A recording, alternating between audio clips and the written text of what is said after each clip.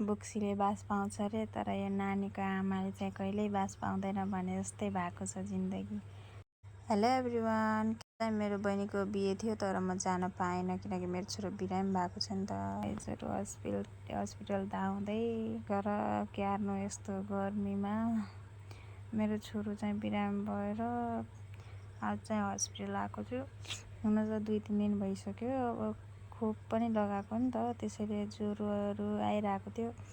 नर्मलै हो, तर मेरो छोरालाई चाहिँ एकदम 2-3 दिनसम्म त ज्वरो नै आयो। अब त्यो त खोप लगाइसकेपछि आउँछ, पहिला पनि आएको थियो।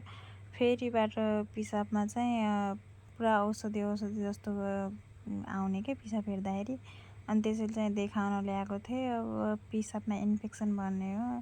डाक्टर साहब चाहिँ हुनुहुन्थेन त्यतिखेर, त्यही भएर हामी कुरेर बसेको थियौँ। डाक्टर साहब आउनुभयो, त्यसै चेक जाँच गर्दाखेरि पिसाबमा इन्फेक्सन भनेर एउटा चाहिँ औषध दिनुभएको छ। अनि फेरि मेरो टाउकोबाट एकदम पुरा कपालभरि झरेर सत्यानाश भएको थियो, त्यसैले त्यसको पनि औषधि गरेँ मैले चाहिँ। 2टा भिटामिन दिनुभएको छ, एउटा चाहिँ स्याम्पू दिनुभएको छ।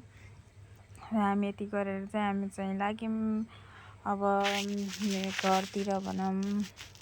अनि यसो मेरो छोरालाई चाहिँ यसो झस्केर सातो गए जस्तो पनि भएको थियो। अब म भगवानलाई पनि विश्वास गर्छु, सो भूत पनि हुन्छ भन्ने मान्यता चाहिँ राख्छु म। त्यसैले त्यति साह्रो विश्वास चाहिँ लाग्दैन, तर मलाई त्यस्तो विश्वासै नलाग्ने पनि होइन। त्यसैले म चाहिँ बाबुको अस्ति राति चाहिँ लाइन गएको थियो, त्यसैले हामी बाहिरै सुतेको थियौँ। फेरि पछि 11-12 बजीतिर लाइन आएको थियो। अनि हामी चाहिँ भित्र आयौँ। बाहिर पनि त यस्तो उम्सो छ नि त, आजभोलि पानी पनि परेको छैन, एक त हावा पनि चल्दैन। अनि त्यसैले चाहिँ हामी भित्र आउँदाखेरि चाहिँ बाबुलाई ल्याउँदाखेरि बाबु झस्किरहेको थियो। अनि रातभरि रोएर सुत्दै सुतेन। त्यसैले चाहिँ म एकचोटि यसो हेराइतिर पनि फर्स्ट चाहिँ हस्पिटल गयो, त्यसपछि चाहिँ हेरायो भन्दा पनि सातो गएछ कि भनेर फुक्नलाई चाहिँ अब यतैबाट फुकेर घरतिर जाने विचार हो। फेरि हामी चाहिँ पङ्खा पनि हाम्रो बिग्राएको थियो नि त, त्यसरी पङ्खासँग पनि गयौँ, सोधपुछ गऱ्यौँ।